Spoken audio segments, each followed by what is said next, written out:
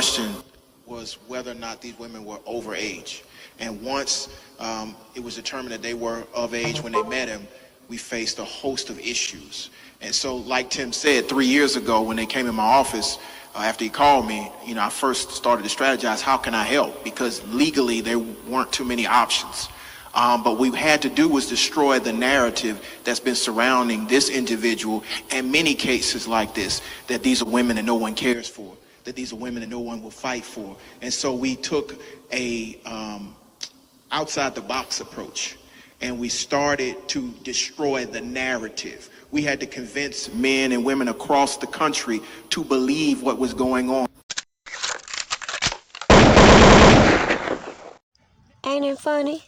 The same person that so many have selectively run to tell their stories through just don't want to testify. He wouldn't testify in '08. He don't want to testify now. But he's been given all these platforms to facilitate all of these allegations against Robert Kelly. Make this shit make sense. Like how Kim Fox and Michael Avenatti mysteriously come up with this alleged child porn that has been passed all over the place and want to use that as evidence, even showing it on national news. So I'm trying to figure out why people look so shocked when people question the chain of custody and these sources providing the information, when you have individuals like Jim Derogatis who claim to have originally got this mysterious tape in the mail. But we supposed to believe all these stories he's put on these platforms, bypass all these other people who have similar allegations against them, and overlook the pure corruption we've seen with these people selectively picking certain facts in order to put in these indictments and charge towards Robert Kelly. Now, supporters told me from the jump that they felt like Rashona Landfair was testifying, and that was one of those things I'd have to see to believe.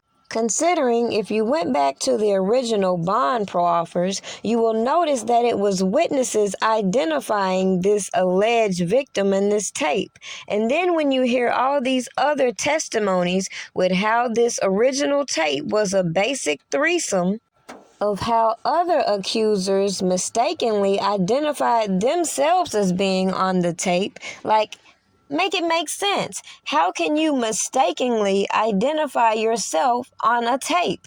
But this was one of the red flags I pointed out within my content as to how some of these individuals planting certain information on these platforms wanted to give the impression that the videos that they claimed to have were of specific individuals. And depending on if they could get them to cooperate, then we would see a shift in how these indictments were laid out.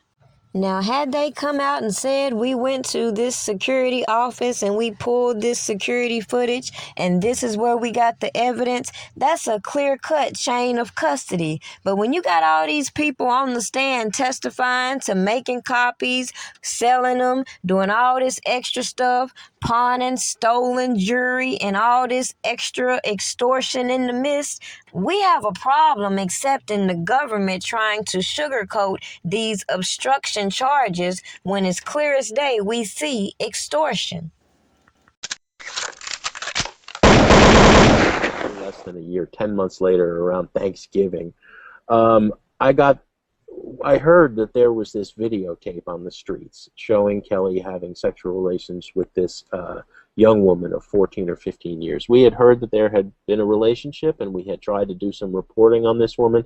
We had talked to some of her relatives. We had talked to her family. No one wanted to talk to us.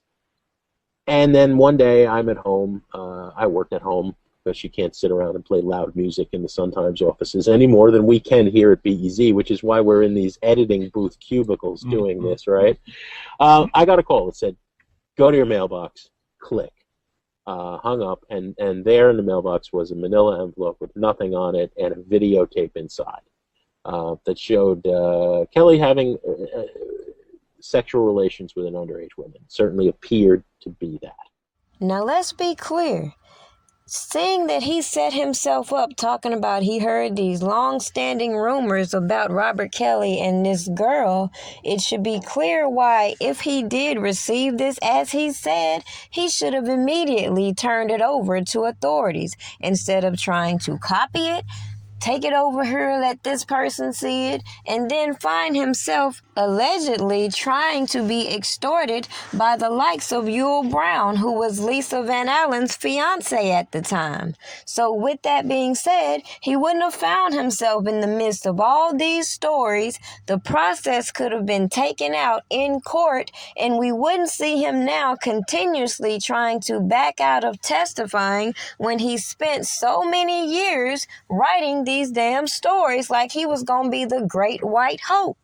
If all of these adults had handled this situation as they should have, you wouldn't have a person like Kimora Lee Simmons trying to buy this alleged infamous tape, which they want us to believe is child porn.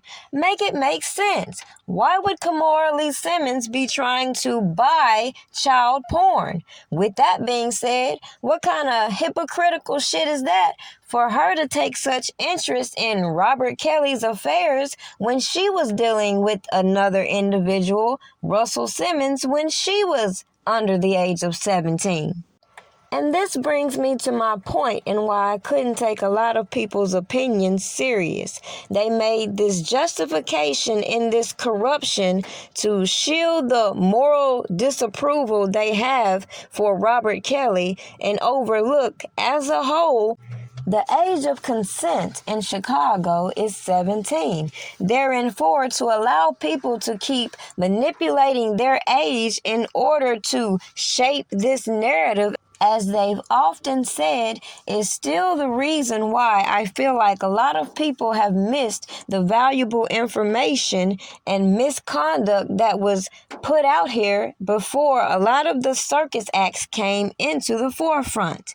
Now, with that said, let's also take to the fact a lot of people claim that in the past, Drea Kelly was the one spending most of this time with Rashona Landfair, for example, just like other people implicated Drea Kelly in threesomes. So with that being said, to allow fake crocodile tears to sway you to disregard the common sense in either A, this person was contributing to crimes, or B, these people are lying.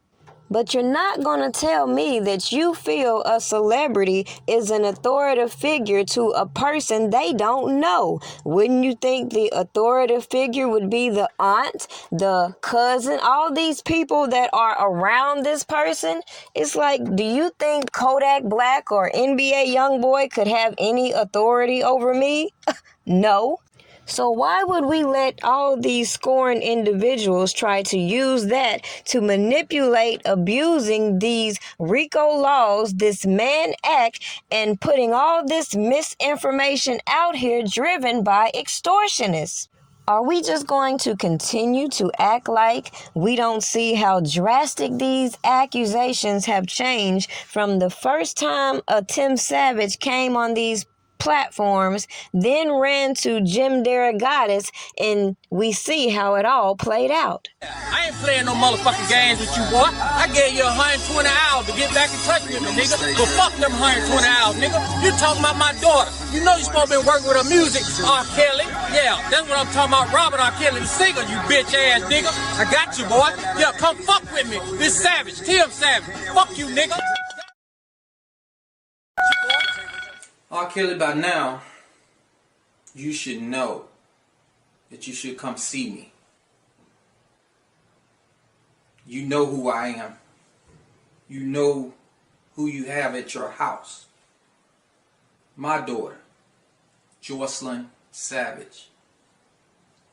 My name is Tim Savage. Because y'all could never do nothing as men while that man was there, because he treated y'all like shit. Let's talk about how many of y'all he owe money to right now that he played with y'all till he all the way till he went to prison.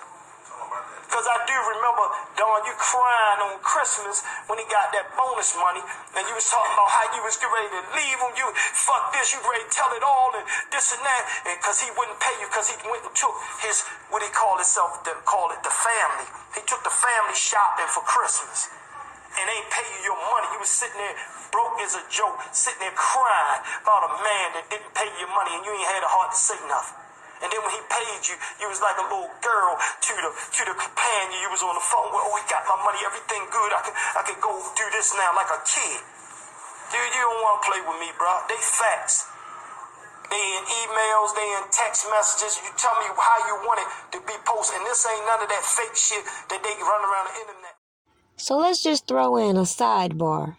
These parents, Tim Savage and the Clarys, came to the public talking about their daughters were being held captive, and somehow they run out to Jim Derogatis, and this man fuels all of these stories about how this man has been continuously exploiting women. And the voices that I'm supposed to be listening to are these janky-ass mofos and low-budget-ass Splendor daddies who obviously got rejection issues, who lead these emotionally driven groupies and fanatics who clearly have a problem thinking for themselves. When if you saw what I saw playing out, it's just certain things that you cannot overlook. So let's bring it back to this Kimora Lee Simmons trying to get this infamous tape. It makes a little sense as to what I revealed to you when it comes to Oprah, Dillon Richards, and Gayle King in her infamous interview, perhaps. R. Kelly on tour, Prince on tour. And I used to be backstage. I used to watch mothers tell their daughters to take off their underwear. Wow. I've seen this, and you mean to tell me they're not held accountable? The parents are not? As Mr. Cosby say, the revolution starts in the home, right? Yes, sir. And so it was those things, what I wanted to do for him. And I was in a train station last year, and his cousin Keith called me, and I recommended attorney Jennifer Bonjean. Mm-hmm. And she told me she was talking to them, and she's our attorney. And I said, well, Keith is the one that has the means and resources to pay you. Mm. And I connected them on a text message, and that's how she got involved. Okay. And I've always told them I didn't want a dime. Now, I did tell Keith when we talked, and I want to put the truth and facts out here. I don't believe in hiding anything behind the door. So when people come back at your show, I want them to, they make whatever comments. Yeah. I want to put it all out here. I don't do halfway stories, yes, because this is not a halfway house show. So, so this is the real. I do the real stories, and I stick with the truth and the facts, man. And one thing I said to him, I said, look, it would cost, you would have to pay me something, because I would have to travel, I would have to do this, I would have to, expenses. Part of doing what I do, I have to be in the streets. Okay, I got to go in the hood, because I know with the street committee, they're the ones that know any and everything. They're the ones that could possibly be on these juries. They could be potential jurors.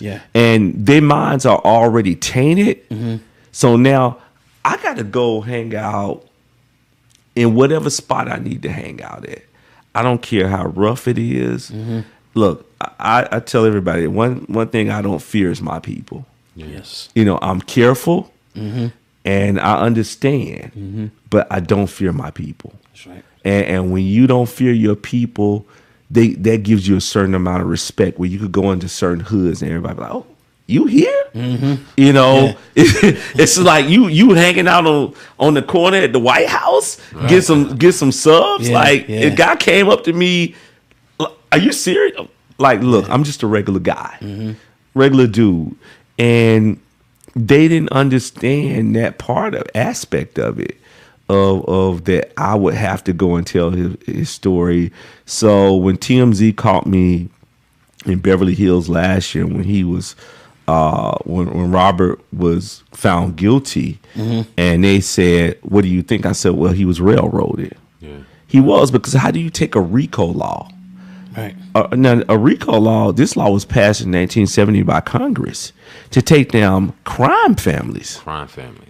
Exactly. Okay, now you're going to take it into sex trafficking? Mm-hmm.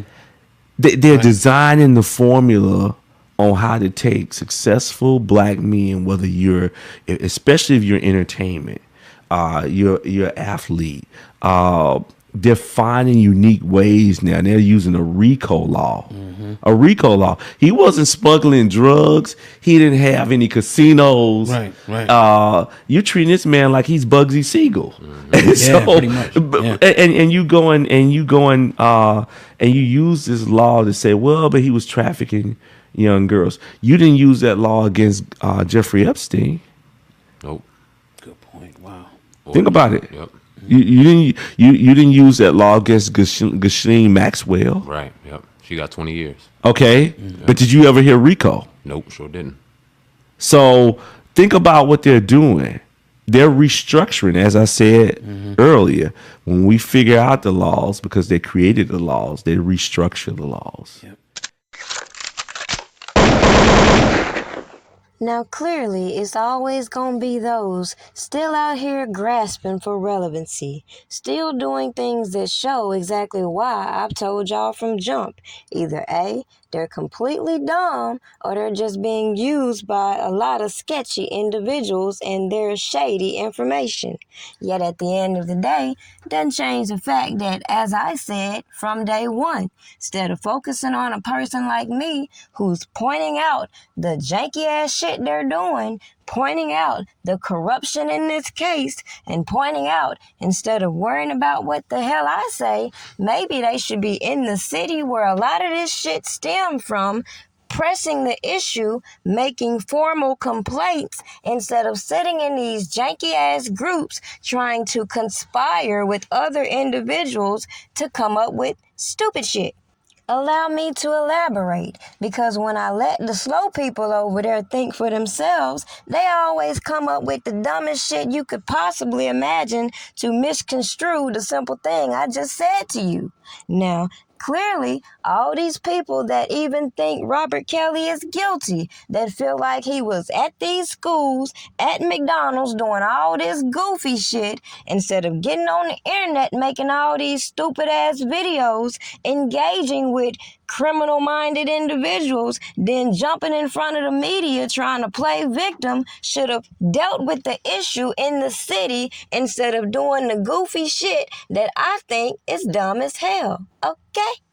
Clearly, it's a lot of shit that I think everybody knew, but I don't think it's that Robert Kelly was obstructing justice, that he was engaging with minors, even though he clearly and boldly declared all you gotta do is be 18. But yet all these goofy ass people that want to write their stories, that want to profit off of his shit, want to convince you that he needs help using the most questionable people that you can think of. Just like the government dishing out all these immunity deals. So think about it. If all these people have been given immunity deals and the likelihood of them being prosecuted is slim to none, what the hell is it Jim Derogatis is trying so hard to keep from testifying to?